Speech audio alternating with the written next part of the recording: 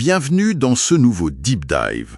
Aujourd'hui, on se penche sur une analyse assez explosive d'un livre paru en janvier 2026, Satanisme Synergicus. Oui.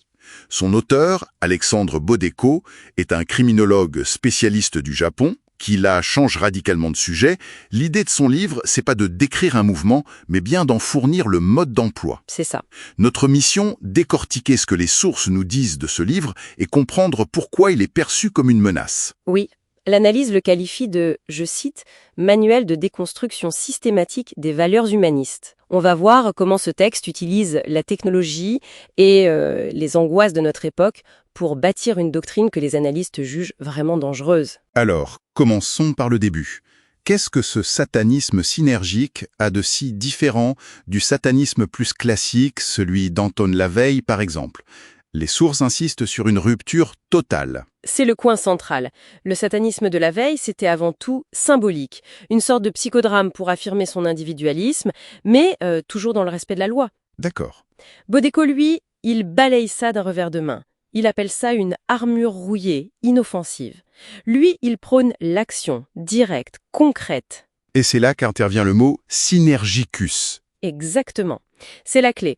Il s'agit de fusionner l'individualisme satanique avec les outils technologiques, l'IA, le biohacking et une vraie stratégie d'infiltration de la société. Attends, il y a un exemple qui m'a frappé dans les notes.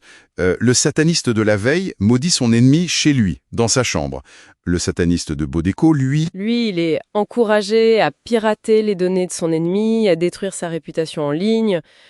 On passe d'une posture à une agression, quoi. C'est un saut quantique. On passe d'un jeu de rôle philosophique à un véritable mode d'emploi pour la nuisance à l'ère numérique. C'est terrifiant. Tout à fait. Et cette dimension technologique va encore plus loin que le simple piratage, n'est-ce pas ? On parle de biohacking sauvage. Oui, et c'est là qu'on entre dans une dimension transhumaniste assez radicale. Le livre encouragerait des modifications corporelles en dehors de tout cadre médical. C'est-à-dire ?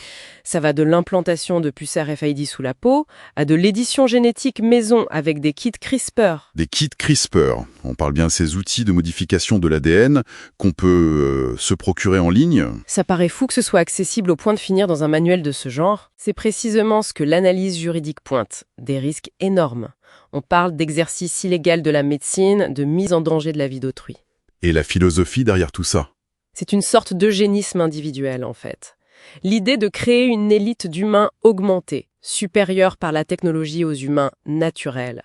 Le corps devient juste un matériau à pirater, à hacker. Donc si je résume, on a une philosophie qui n'est plus seulement symbolique et la technologie pour la mettre en œuvre. J'imagine que le livre ne s'arrête pas là et donne des cibles précises. L'analyse en parle ? Absolument, et c'est là que ça bascule vraiment dans le pénal. Les sources relèvent plusieurs appels à l'action. Par exemple. Ensuite, la cybercriminalité. Il y aurait des chapitres entiers sur comment pirater des sites religieux, voler des données et utiliser le doxing. Le doxing, juste pour rappeler, c'est bien quand on jette en pâture les informations personnelles des gens, adresses, téléphones, pour les exposer au harcèlement. C'est exactement ça. On vise la destruction sociale. Il y a aussi un projet de maison close satanique pour cibler les incels, les célibataires involontaires. Ah oui ? L'analyse y voit une instrumentalisation de la misère affective pour recruter, tout en légitimant le proxénétisme. Et enfin, le point le plus insidieux, l'entrisme. Une stratégie d'infiltration des institutions de l'intérieur. Voilà.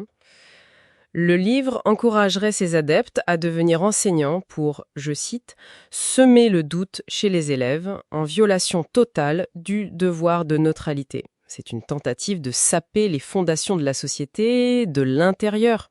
Alors, que retenir de tout ça ? Si on synthétise, l'analyse dépeint un satanisme synergicus moins comme un essai philosophique que comme un véritable guide pratique pour une guérilla sociale, Oui, qui arme une idéologie radicale avec les outils du XXIe siècle. c'est la conclusion. Ouais. Le danger, selon les auteurs, c'est que ce livre habille une pulsion totalitaire, diviser l'humanité en surhommes et sous-hommes, avec les habits séduisants de la liberté et de la modernité technologique. Ce n'est pas une nouvelle spiritualité, c'est un programme de subversion. Et ça nous laisse avec une dernière pensée. L'analyse met en lumière la menace d'un tel texte. Mais ça soulève une question plus large.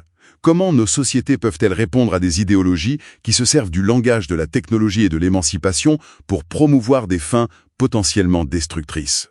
C'est toute la question. Où est-ce qu'on place le curseur entre la critique radicale et l'appel à la sédition?